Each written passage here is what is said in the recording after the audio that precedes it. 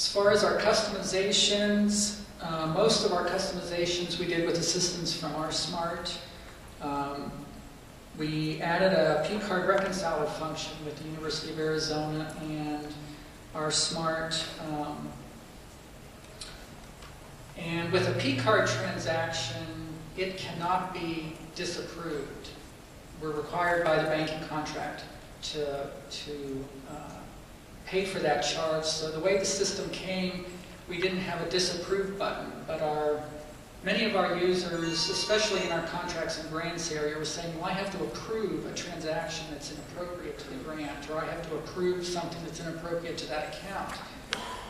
So the technical people work in the same room with me, and I just yelled over the wall, give me a return to reconciler button, where that approver can just hit that button and it sends it back to the reconciler.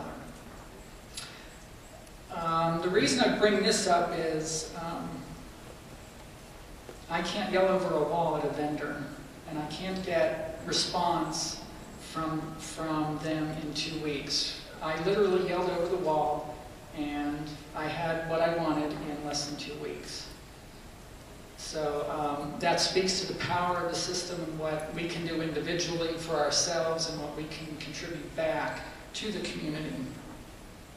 And also with P-card, I told this story last night at dinner, and they said, well, you should share that story with this group.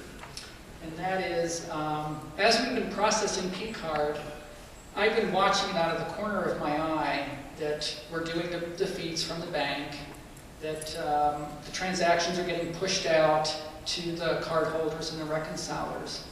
But at the end of the day, I'm an accountant, and I want proof that the P-card clearing account equals the sum of the outstanding transactions that are sitting on people's actions list.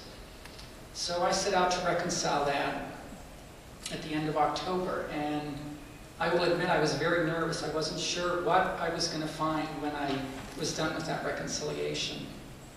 I need to get a drink of water. Sure isn't that FICA? So I weeded through our 33,000 P-card transactions, and I categorized them and plugged those summary totals into my Excel spreadsheet, hit the auto sum. And I kind of looked at that auto sum, and I looked at the balance in the P-card account, and they equaled. And it was one of those, I don't believe I'm seeing what I'm seeing. And so, as we all implement Kuali, we need things to validate the system for us and give us confidence in that system. And for me, that was a key confidence builder that what we're doing is right, and that the P-card module, as well as the system as a whole, is a very solid system and will do what it is supposed to do as we move those concepts of theory into practice, that it works. We're pressed on time, so I'll end with some of the things that are on our future. We implemented a pre-release version of 3.0, so we need to merge back to the system, and we're set to do that by the end of January. There's a 3.0.0 patch that then comes, that is also released January 31st, so that's, as soon as we finish merging to 3.0, we'll turn around and apply the patch. And then we're going to start budget construction for our new year budgets. We brought our old budgets in through a legacy system.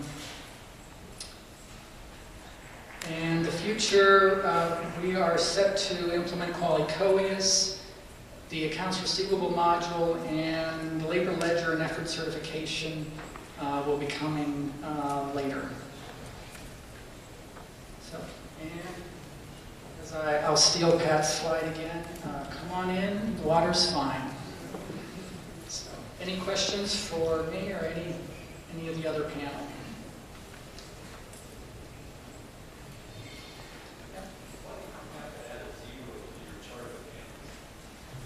Why did we add a 0 to our chart of accounts? We had a 6-digit account number, and Kuali is a 7-digit number.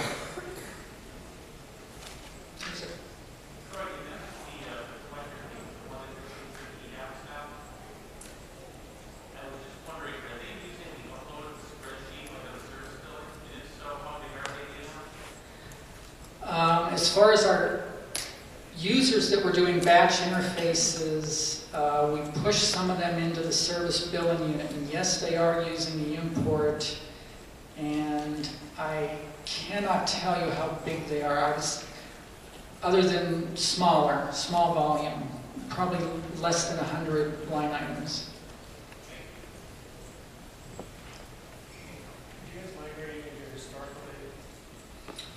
We didn't migrate any transaction data. We did just migrate contract and grant balances.